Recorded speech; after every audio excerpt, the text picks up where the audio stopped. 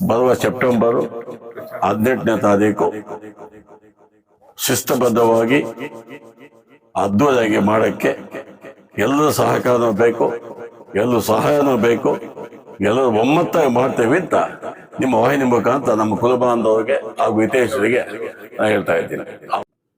ಎಲ್ಲ ಮುಳಬಾಗಿಲು ತಾಲೂಕಿನ ನನ್ನ ಒಕ್ಕಲಿಗ ಕುಲ ಬಾಂಧವರಿಗೂ ಹಾಗೂ ಕೆಂಪೇಗೌಡರ ಅಭಿಮಾನಿಗಳಿಗೂ,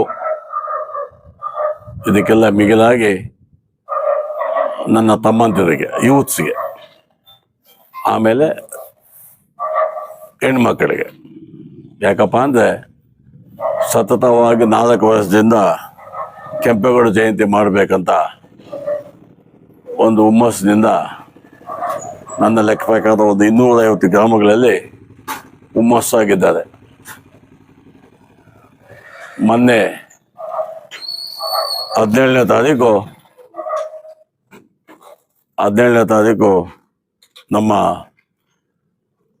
ಪಕ್ಕದ ಗಡಿ ಭಾಗದಲ್ಲಿರುವ ವಿಕೋಟೆ ಗ್ರಾಮಕ್ಕೆ ನಮ್ಮ ಮಠಾಧಿಪತಿ, ನಮ್ಮ ಒಕ್ಕಲಿಗ ಗುರುಗಳು, ಶ್ರೀಮಠದ ಮಹಾಸ್ವಾಮಿಗಳಾದ ಶ್ರೀ ಶ್ರೀ ಶ್ರೀ ಭಾಗನಾಥ ಸ್ವಾಮಿಗಳ ಶಿಷ್ಯರು ನಿರ್ಮಲಾನಂದ ಸ್ವಾಮಿಗಳು, ನಾವೆಲ್ಲ ಹೋಗಿದ್ದಾಗ ಅಲ್ಲೇ ಬಂದು ಡೇಟ್ ಕೊಡ್ತೀನಪ್ಪ, ಇದು ನೋಡಿ ಯಾವುದು ಒಳ್ಳೆ ದಿನ ನೋಡಿ ಅಂತ ಹೇಳಿದ್ದಾರೆ. 18 ಸೆಪ್ಟೆಂಬರ್ ಅವತ್ತು ಡೇಟ್ ನಮಗೆ ಕೊಟ್ಟಿದ್ದಾರೆ. ಆ ಡೇಟ್ ಪ್ರಕಾರ ಮುಳಬಾಗಿಲು ತಾಲೂಕಿನಲ್ಲಿ ಎಲ್ಲ ನಮ್ಮ ಶಿಷ್ಯರು, ಕೆಂಪೇಗೌಡ ಶಿಷ್ಯರು, ಆಮೇಲೆ ಅಫಿಷಿಯಲ್ಸು, ಮಿಗಿಲಾಗಿ ನಮ್ಮ ಟೀಚರ್ಸ್ ಅಸೋಸಿಯೇಷನ್ನು, ಆಮೇಲೆ KSRTC ಸಿಬ್ಬಂದಿ ವರ್ಗ, ಎಲ್ರಿಗೂ ಮಾಹಿತಿ ಕೊಡ್ತಾ ಇದ್ದೀನಿ. ನಾವು ಭೇಟಿ ಮಾಡ್ತೀವಿ, ಎಲ್ಲ ಪಂಚಾಯತಿಗೆ ಹೋಗ್ತಾ ಇದ್ದೀವಿ.